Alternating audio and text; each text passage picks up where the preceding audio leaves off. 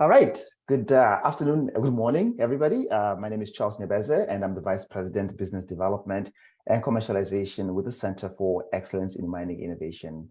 And today we're going to be doing webinar number 5 of a series of 16 webinars that we're doing on projects that have been approved for the first round of MICA funding.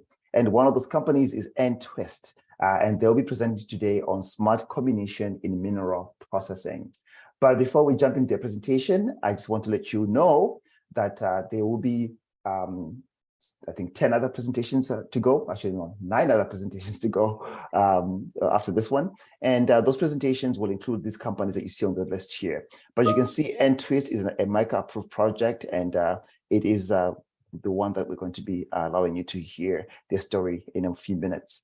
So if anybody on the call would like to submit an application to the MICA second call for proposals, which is now open. It opened December the 1st and will be closing on January the 13th, 2023. Feel free to just use your phone to point to this QR code here, and you'll be able to get access to that process to submit your application. What I'm going to do now is I'm going to welcome Kyle and Ilya from N-Twist to do their presentation, and I'll stop sharing my screen. So Ilya and Kyle, welcome. Let me just enable you to be able to share your screen, and then away we go. Thank you. Go ahead. Thank you, Charles. Let me share my screen. Yeah.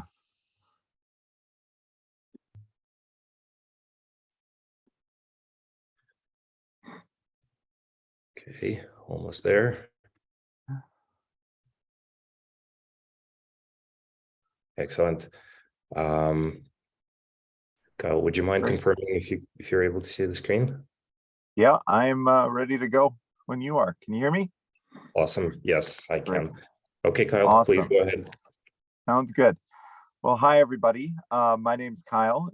Ilya is the other partner in crime. And today we're here to talk a little bit about our smart comminution in mineral processing. And we're excited to talk a little bit about it today. But before we dive into it, and Ilya is going to talk in quite a bit of depth about it, I'm going to kind of give you a bit of an idea of who we are at N-Twist and what we're kind of all about. So N-Twist is driven out of trying to empower people through data-driven solutions. We use artificial intelligence and machine learning, as well as data analytics, to be able to unlock hopefully $1 billion worth of previously inaccessible value, while also reducing carbon footprints by 37 million tons of CO2 equivalent. To date, we've been working with various customers and clients worth around $17 million that, as I mentioned just a few moments ago, is tied to that additional recurring profits throughout the mining value chain. Our solution is kind of a hierarchical structure that basically starts at a granular level of data management and visibility. That's really important to us and kind of the anchor. And once we can break down some of those silos, we can work our way up through descriptive analytics, predictive modeling, and then ultimately prescriptive artificial intelligence, which is what we're here today to talk to you about. And so our current focus, and this is what's tied to the MICA project that we've been approved for, is developing a mine-to-mill solution that tracks ore properties and identifies planning and production discrepancies that ultimately drive smart comminution in mineral processing. And so with that, Ilya is going to further discuss exactly what we've been developing in the slides ahead for this opportunity.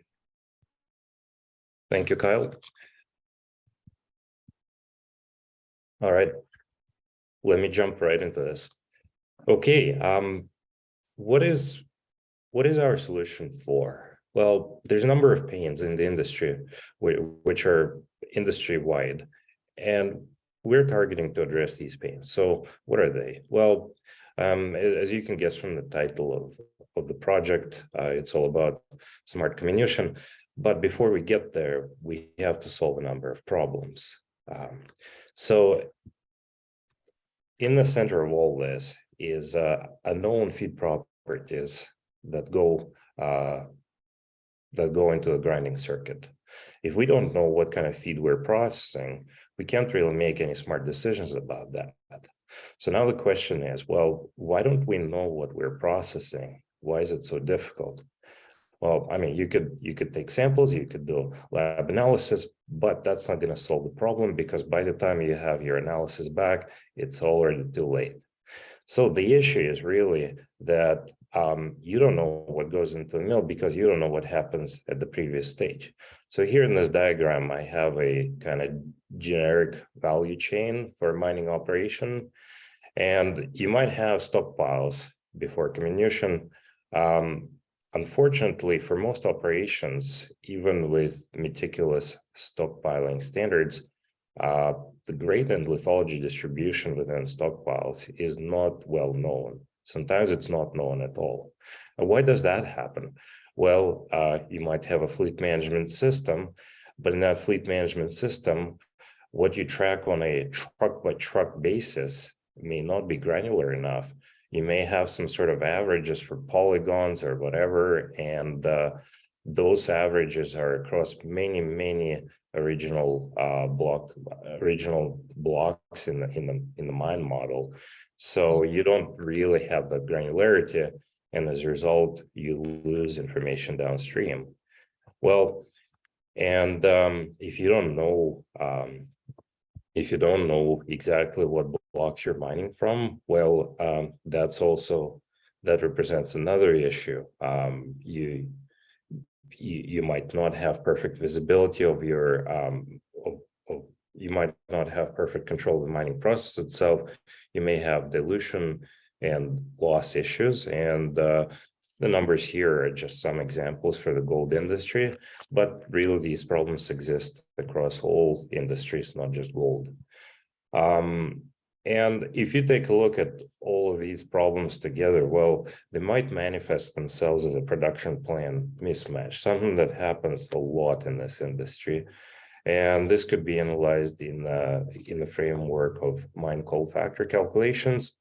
You will see that the MCF is going to be significantly lower than 1, meaning that what you're planning to produce and what you actually produced are two different numbers, and you made less than what you're planning to. Yeah, so these are the general industry problems that we want to address. So just to recap, in order for us to talk about improving decision-making, comminution, and downstream, we have to solve all these problems. And this is where N2S comes into play. How do we address these problems? Well, if you remember, Kyle mentioned that we have a number of technological solutions, starting with data management and then going towards artificial intelligence with a number of steps in between. So at the very basis, this solution is based on data management.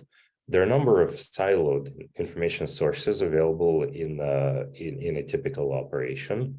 And what we start with is by connecting all these data sources together.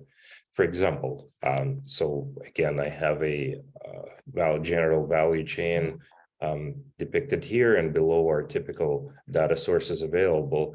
So for example, if we're talking about the fleet management system, we might have some GPS coordinates. Well, by connecting this to the block model, we can now have a very granular view of what's located in each of the vehicles. And if we connect that data with, say, a 3D scan of the stockpile, well, we can actually create a very detailed model of the stockpile this way. So the first step is to connect all of these data sources together. Once the data sources have been connected, we can now start leveraging machine learning in order to create some valuable insights. Let me say a few words about the scalability of this. Well, of course, throughout the industry, there's many different vendors, and there's a variety of different data systems. We know how to work with many of them, not all of them, but we know all the key systems. So we are able to connect them together, and we have some APIs already developed in order to facilitate that. So with these data extractors, we can get information from the main ones. And when we encounter something that we haven't worked with before, we can always create a custom solution for that specific part.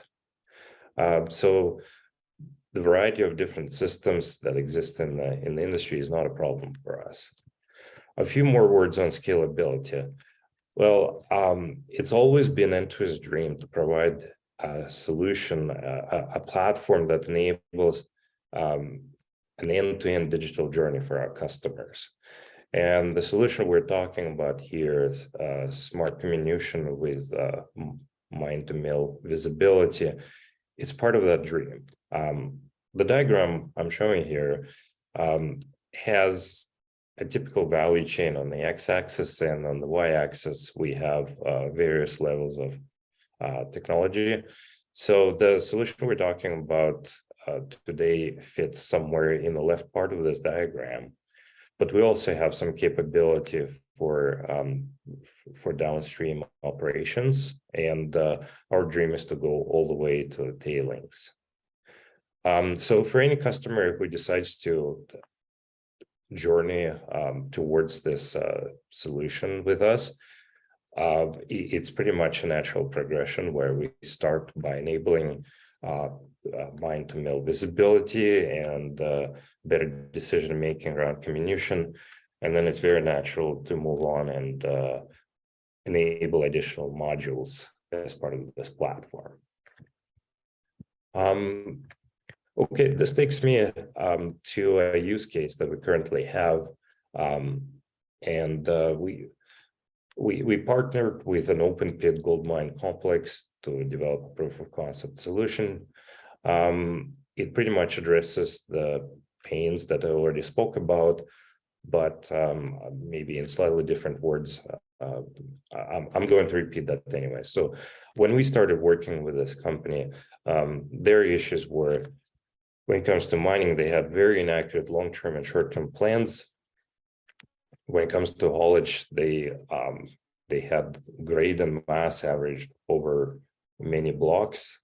And when with regards to stockpiling, they had actually no information about what was in each stockpile. What they anticipated and what they actually had was two different things.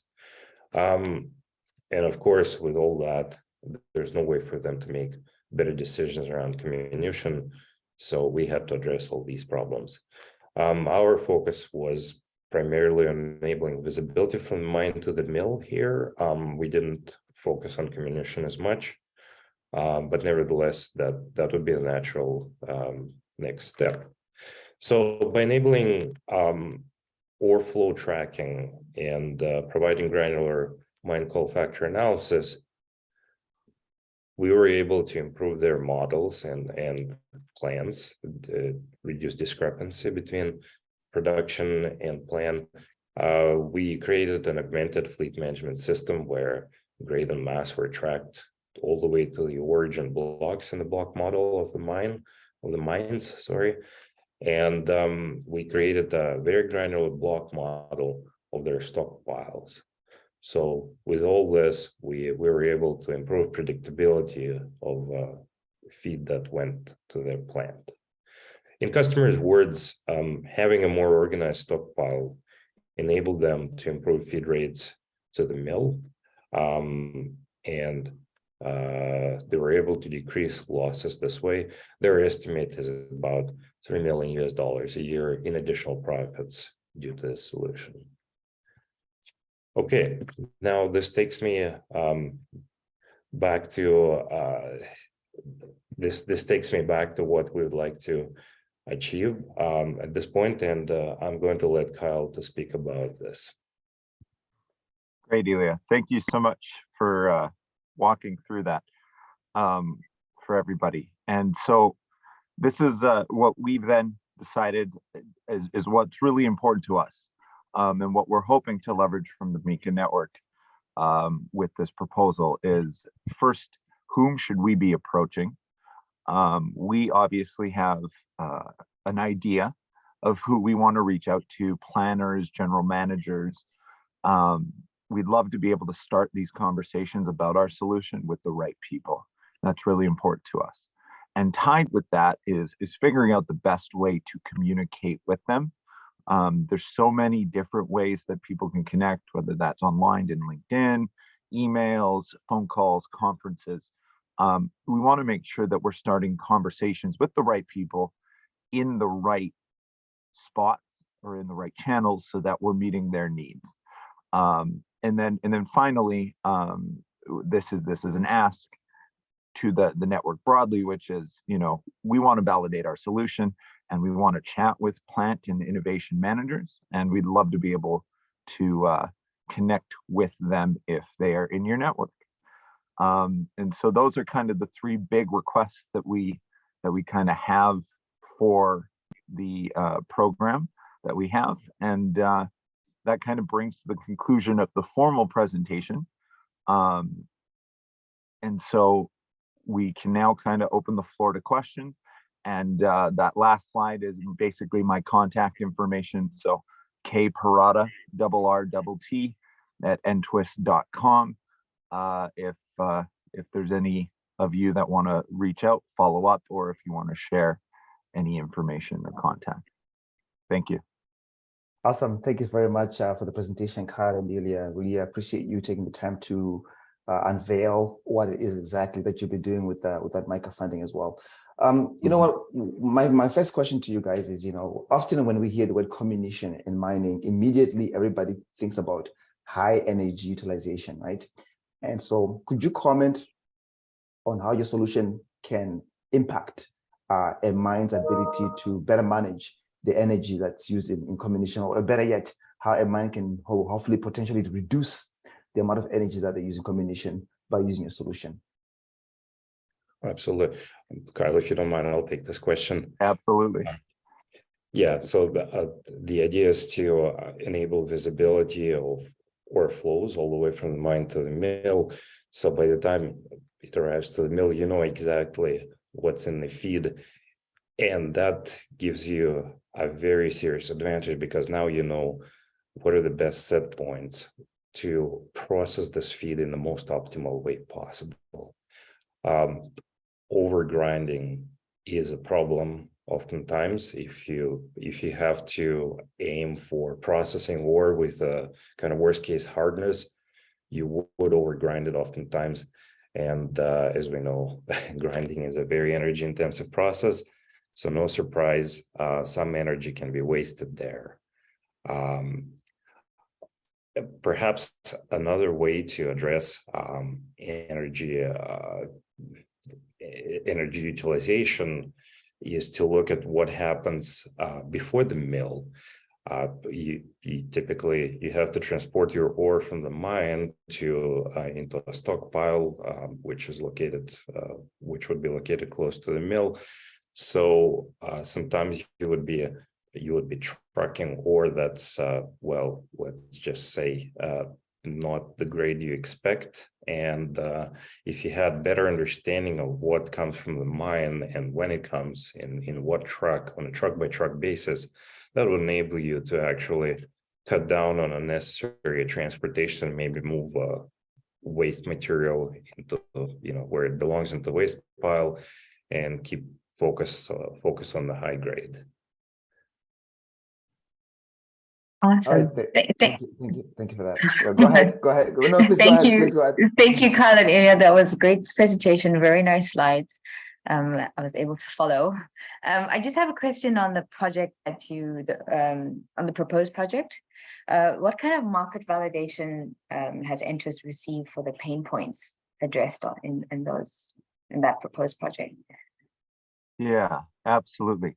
So as Ilya kind of mentioned in that second to last slide he was presenting on, we've been working with a gold open pit ore company in South America, and we've been doing quite successful in giving that proof of concept. And in addition to that, we're actually in quite a few instances at a stage where we're looking to build some business cases for unique projects related to the same type of ore at various other companies as well. And that's in addition to the kind of the discussion that we're seeing on an academic or business level at conferences and in other types of atmospheres as well. And so we think it's a really important pain point that we're seeing, and people are talking a lot about it. Delia, add anything if you feel. No, I think it's a pretty good answer. Thank you, Kyle. Awesome, thank you. Okay, I have one more question, and then I see Paul is leaving some messages in the chat. So what kind of mining companies would benefit the most from the proposed solution? I would say our primary target is gold operations. Yeah. That's where we'd like to start. But also, I would say there's a very high chance of, let's say there's a very high fit between other metallurgical operations, such as, say, in copper, zinc, nickel, perhaps a number of other operations, and maybe even outside of the metals industry, although that needs to be explored.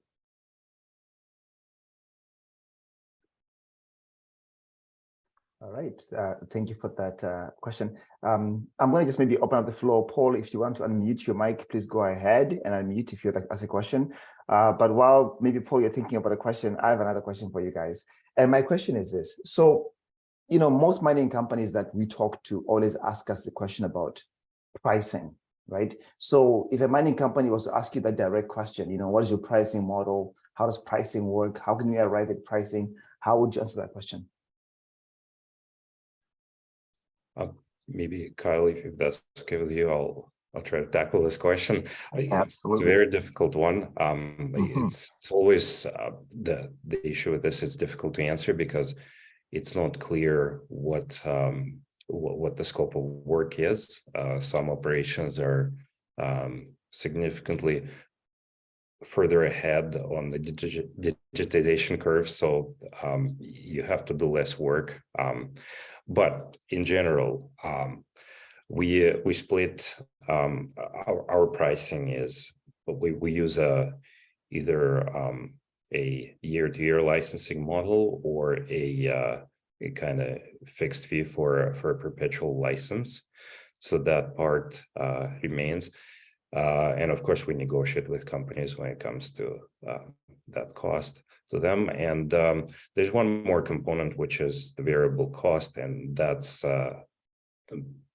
perhaps not as significant for most operations, but nevertheless, it represents a noticeable chunk of the overall cost to our customer. So this variable component, as I said, depends on what the operation has available, what kind of instruments, how much information they store, basically how ready they are to undertake this project. Now, of course, we're happy to work with companies at all stages of digitization, but it becomes a little more expensive if our customer is not quite as ready as they'd like to be. But that's all addressable.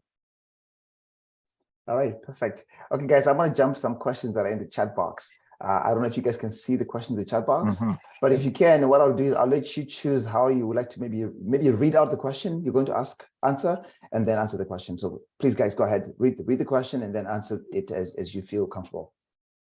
Sounds good.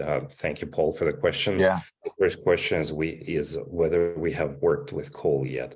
And the answer is no. We're talking to some companies in the coal industry, but we have not yet delivered a solution, and we're still trying to understand the scope of work. Hopefully, there's quite a bit of similarity with the gold industry. So that brings me to the second question. What sensors do you have? Have you worked with? What sorts of sensors still need to be developed or sourced? Yeah, so we're not a hardware company. We work with data sources that are available to us, and if additional sources, say sources of information, additional sensors are needed, then we let our customer know. And if typically we wouldn't start the project unless they already have all the basic systems in place. But in terms of what we work with, maybe let me just quickly recap.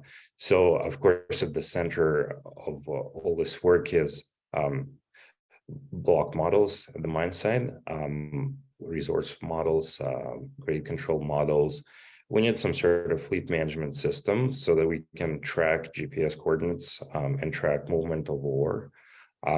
If there's a stockpile and we need to create a detailed and we need to create a detailed block model, then we would like to have some sort of photogrammetry. If not, we can think about other options, but that's assuming that stockpiles are important.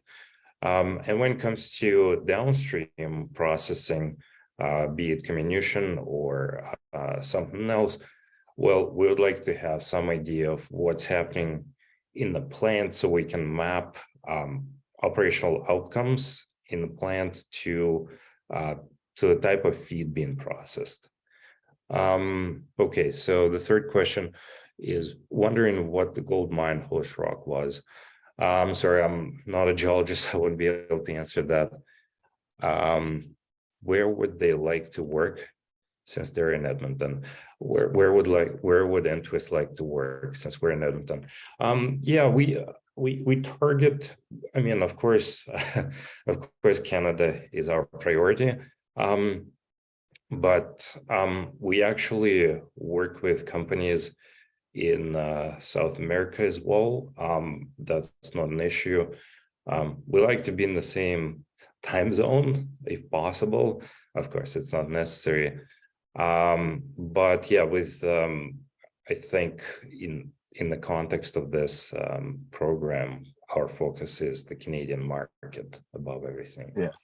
Oh, and Ilya, I'll just add a quick comment to that in terms of some of the pipeline that we have. You know, a lot of the companies are in Ontario, Quebec, Brazil, that Eastern time zone block. But that doesn't preclude us, you know, Denver and the Colorado, New Mexico regions also a hot spot for kind of what we're looking. But you know, we believe that we're offering a solution that is kind of available to anyone that is doing some form of mining, and so that gives us a pretty broad set of locations to work from. Yeah, absolutely. I said the same time zone quite loosely. Plus minus 4 hours is the same time zone to me. Okay, moving on. How would you describe the best client or partner for you?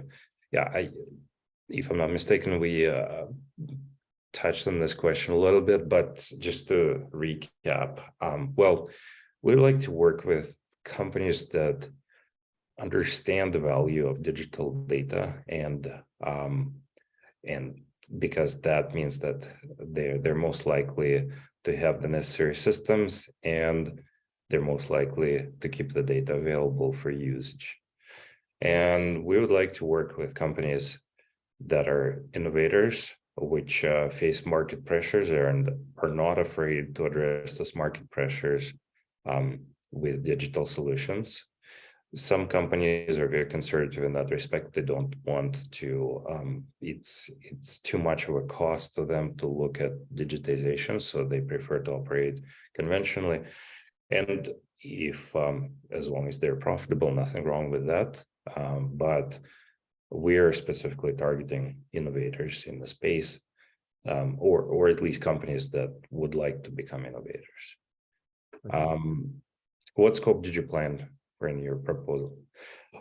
Yeah, so this, of course, this changes depending on the specific customer we get, but we want to focus on, of course, the first step is to enable visibility from the mine to the mill, which is where we have a very high technology readiness level. But the next step is to start utilizing that to improve decision making in comminution,